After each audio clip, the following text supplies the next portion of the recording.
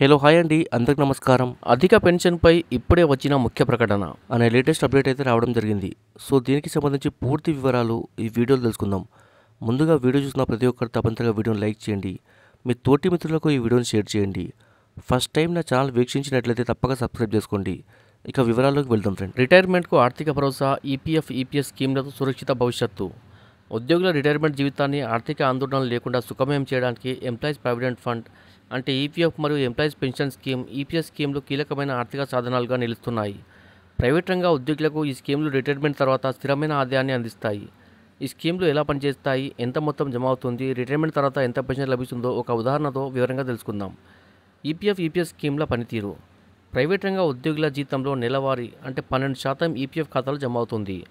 యజమాని లేదా కంపెనీ కూడా అంతే మొత్తాన్ని జమ చేస్తుంది. ఈ కంపెనీ సహకారంలో ఒక భాగం ఈపీఎస్ కింద జమ అవుతుంది.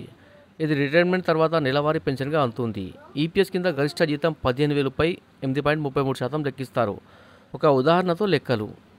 మీ వయస్సు 25 సంవత్సరాలు, ప్రాథమిక జీతం 20,000 ఉన్నట్లయితే ఉద్యోగి సహకారం 20,000 × 12% అంటే మొత్తం 2,400 ఈపీఎఫ్లో నెలవారీ జమ.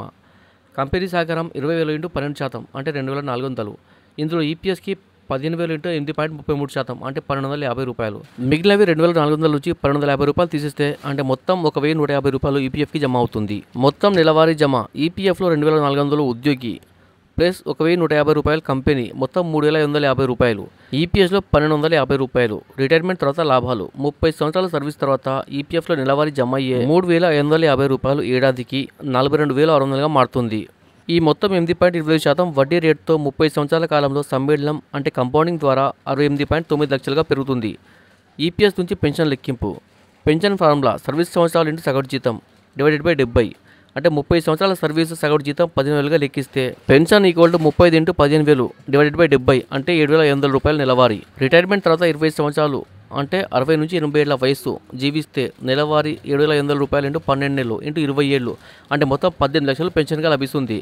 మొత్తం ఆర్థిక ప్రయోజనం ఈపీఎఫ్ నుంచి 68.9 లక్షలు ఒకేసారి చెల్లింపు. ఈపీఎస్ నుంచి 18 లక్షలు 20 ఏళ్లలో నెలవారీ పెన్షన్గా మొత్తం 86.9 లక్షలు. ముఖ్య గమనిక, ఇది అంచనా లెక్కలు మాత్రమే. జీతం పెరుగుదల, ఎక్కువ కాలం జీవించడం, వడ్డీ రేట్లలో మార్పులు వంటి అంశాల ఆధారంగా ఈ మొత్తం మరింత పెరగవచ్చు. జీతం పెరిగే కొద్దీ ఈపీఎస్ ఖాతాలో జమ అయ్యే మొత్తం కూడా పెరుగుతుంది. ఫలితంగా రిటైర్మెంట్ తర్వాత లభించే మొత్తం గణనీయంగా ఉంటుంది. సలహా: రిటైర్మెంట్ ప్లానింగ్లో ఈపీఎఫ్ స్కీమ్లను సద్వినియోగం చేసుకోవడం ద్వారా ఉద్యోగులు తమ ఆర్థిక భవిష్యత్తును సురక్షితం చేసుకోవచ్చు. మరిన్ని వివరాలకు ఈపీఎఫ్ అధికారిక వెబ్సైట్ను సందర్శించండి లేదా మీ సమీప ఈపీఎఫ్ కార్యాలయంలో సంప్రదించండి. Subscribe for more videos. Thanks for watching friends.